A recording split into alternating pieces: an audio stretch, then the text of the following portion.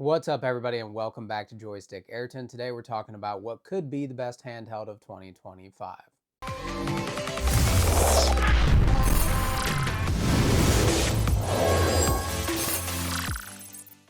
All right. Let's get started. Today I wanted to talk about why I think the Legion Go 2 is going to be 2025's best handheld. There are a bunch of different reasons around this, a bunch of speculation. We're still in the prototype phase, so we're in a weird lull. We don't know a lot about the Legion Go 2, and we don't know a lot about what else is coming to the market, but I have some suspicions as we haven't heard anything from Valve. What's going to be a Steam Deck 2? We probably are a couple more years out from that. We're looking at, are we going to get an ROG Ally that has the Z2 Extreme? The Claw doesn't exist in the US, so you can't really compare it on this side of the market at least. So where is the competition itself with the Legion Go S, the Steam OS model? Because the Windows model was a gigantic dud, a terrible price point, and a device that you should not buy. But the Steam OS version coming out here in May might be a super competitive, kind of mid-tier price device, at least up against the Steam Deck. You could still get like an ROG Ally, the original one, for about $450, so a little bit cheaper there. And who knows what sales will come, secondhand market prices as well. So there's a lot riding on this next couple of months, maybe 3 to 4 for Lenovo. But I have a couple suspicions on why I think the Legion Go 2 is going to be the best device, so let's talk about that. Okay, so I wanted to set a ground rule. It is extremely difficult when you're talking about the best handheld or the best device of the year to include GPD devices, 1X player devices, Aya Neo devices. Fundamentally, like the modularity on the Aya Neo 3 is insane. How much I love the GPD Win 4. What G1 is coming with from 1X Player, those devices are fantastic, but they don't get the sales numbers that you're going to get out of an ROG Ally or Legion Go. And they also just don't hit the masses like they do. So we're just going to completely ignore that side of the market in this video. We're going to talk about it in a different video, but we're just going to stick to the main guys here. MSI, Asus, Valve, Lenovo, really kind of hone in on those devices because that's really what, for the most part, is driving this industry, at least in the mainstream of things. With that being said, innovative ideas from these guys are super important because that's what helps push these companies that, for the most part, just kind of want to pitter patter around and fight each other over very marginal gains, might push them to doing something like being fully modular like the Io 3. So with that being said, there's really just a handful of reasons I think the Legion Go 2 is going to be the best device. Now, you might not agree with me. Let me know in the comments section down below what you think is going to be the best device of this year. I'd really like to fight for the Claw, but can't get it here. So if you can't launch a product, you can't have the best product of the year. I know it's sputtering and out there in different various places across the world, but the US market is absolutely insanely large. There's money floating around everywhere, and somehow they couldn't figure this one out. I don't care what the excuse is, they just didn't figure it out, and it's their job to figure it out so they can make money, so we can buy devices, and that's just is what it is. But not only is that one of the reasons, it's a glaring reason. I don't think ROG is going to have a Ally 2 this year. It doesn't make a lot of sense.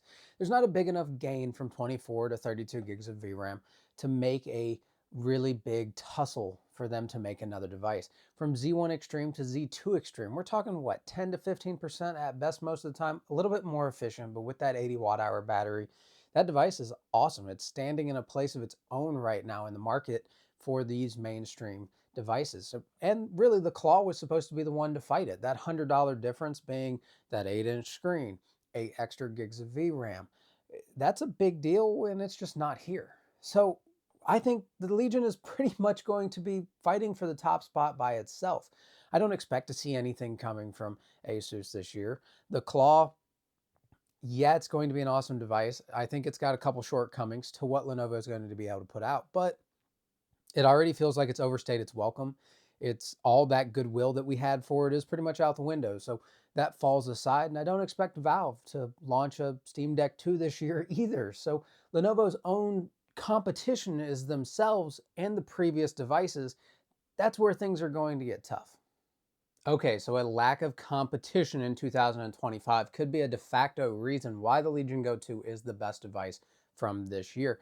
It doesn't mean they're not going to have competition. the secondary market and the prices of like the original Legion Go right now. Sometimes you can get the 512 at $550, brand new from Best Buy. The original ROG Ally you can get for $449.99. That's an insanely good price. Battery life sucks, but still getting a killer device for that. What sales might come out for the ROG Ally X? What might happen to the MSI Claw down the road? So that secondary market or that old stock might really put up a fight against the Legion Go 2 if it's not priced accordingly.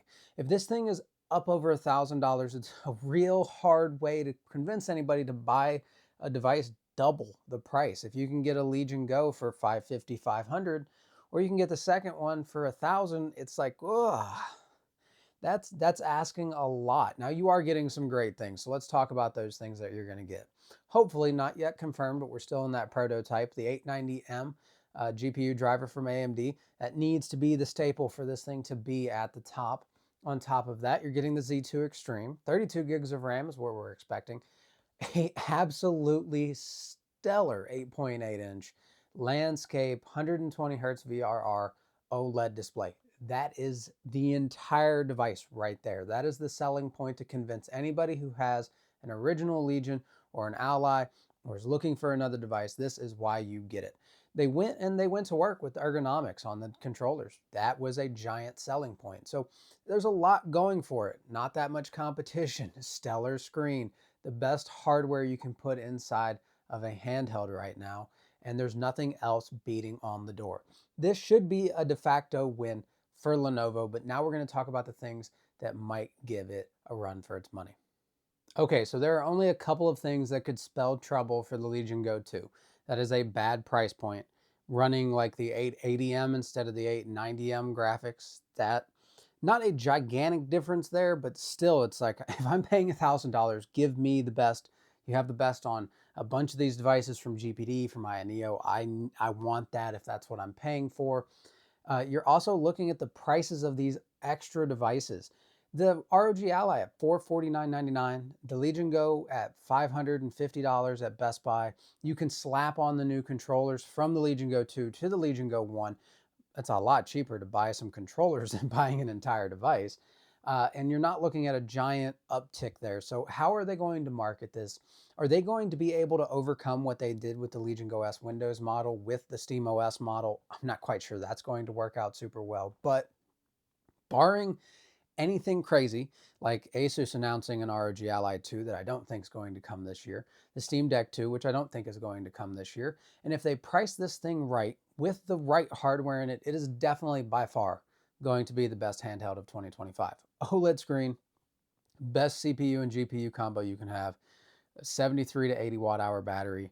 It's going to be fantastic. I can't wait to get my hands on it. I know everybody's super excited for it, and it's going to be fun to play with. And the first one I thought was revolutionary to handheld gaming, and I'm so happy that they've kept that detachable controller. It's Joy-Con-like, being able to put you in different scenarios, FPS games, RTS games. That's awesome. I love that they're still trending that way, and I think that's great for the industry because nobody else is willing to take that leap to be pushing and progressing us forward. You're still looking at the kind of normal candy bar sized devices.